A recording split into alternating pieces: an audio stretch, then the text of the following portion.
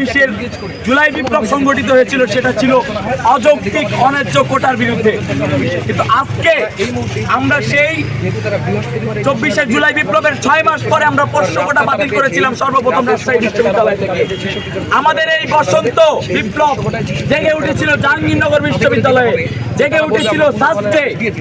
কিন্তু চাকসু নির্বাচনের ঠিক 5 দিন আগে শিক্ষক কর্মকর্তা কর্মচারীরা যেই গেমটা খেলেছিল, ঠিক সেই গেমটা রাকসুর ঠিক 5 থেকে 6 দিন আগে রাজশাহী বিশ্ববিদ্যালয় প্রশাসন খেললো।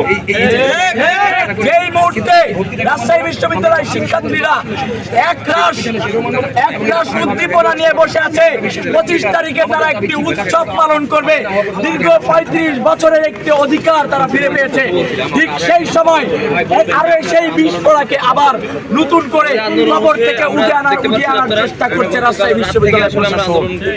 আমরা একটা জিনিস স্পষ্টভাবে বলে দিতে চাই, একটা জিনিস আজকে স্পষ্ট, 2000 বছরে, যুগে, দশকে এবং শত বছরে 2000 একটাই আসে, এটার প্রমাণ রাজশাহী বিশ্ববিদ্যালয় প্রশাসন দিয়েছে। আমরা যাদেরকে জুলাই বিপ্লবের অগ্রনায়ক হিসেবে পরিচয় করিয়ে, আমরা যাদেরকে 2000-এর উত্তরসূরি মনে করে আজকে এই প্রশাসনে বসিয়েছিলাম, সেই জুলাইয়ের গাদ্দাররা গতকালকে এই 500 কোটা আবার বহাল রাখার সিদ্ধান্ত নিয়েছে। আমরা ধিক্কার জানাই আপনাদেরকে, আমরা ধিক্কার জানাই নকিব প্রশাসনকে, আমরা ধিক্কার জানাই মাইনুদ্দিন প্রশাসনকে, আমরা ধিক্কার জানাই খালি পায়ে পদচারণা করা ফরিদউদ্দিন খান স্যারকে। সব দোষ যদি চেয়ারের হয়ে থাকে, তাহলে আপনাদের চেয়ারের দরকার নাই। আপনারা এই 2000-এর কবরের সামনে বসে আপনাদের প্রশাসনিক কার্যক্রম পরিচালনা করেন, অন্ততপক্ষে আপনাদের নৈতিকতা বিক্রি হয়ে যাবে না। আপনারা 64টা পরিবারের কথা ভেবে আপনাদের হৃদয় কাঁদে।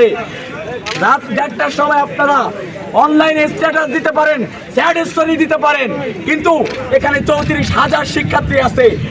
এখানে ম্যাক্সিমাম শিক্ষার্থী যারা আছে, যাদের বাবার দৈনিক ইনকাম 300 টাকা বা 300 টাকার নিচে, তাহলে তারা কি তাদের থেকে পিছিয়ে পড়া জনগোষ্ঠী আপনার এই শিক্ষক কর্মকর্তা কর্মচারীর সন্তানেরা?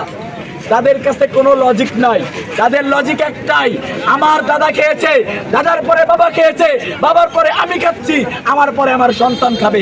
কেন খাবে সেটা আমার জানা নাই। এই অন্যায্য সুবিধাকে রাজশাহী বিশ্ববিদ্যালয়ের শিক্ষার্থীরা, একটা জিনিস, আমাদের প্যানেল সহ স্বতন্ত্র এই রাকসুতে 900+ ক্যান্ডিডেট।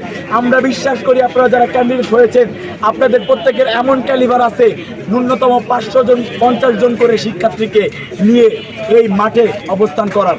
আমরা বিশ্বাস রাখতে চাই আপনারা এই কোটা ইস্যুকে কেন্দ্র করে আপনারা সবাই একসাথে হন, একটা বসন্ত বিপ্লবের সূচনা করেন। রাজশাহী বিশ্ববিদ্যালয় প্রথম 500 কোটা বাতিল করেছিল, রাজশাহী বিশ্ববিদ্যালয়ের শিক্ষার্থীরা যেন এই 500 কোটাকে কবর থেকে উঠতে না দেয়। আমরা আমাদের পরবর্তী কর্মসূচি সকল রাজনৈতিক সংগঠন, সাংস্কৃতিক সংগঠন, সামাজিক সংগঠনের সাথে বসে ইনশাআল্লাহ আমরা আমাদের পরবর্তী কর্মসূচি ঘোষণা করব। ইনকিলাব জিন্দাবাদ।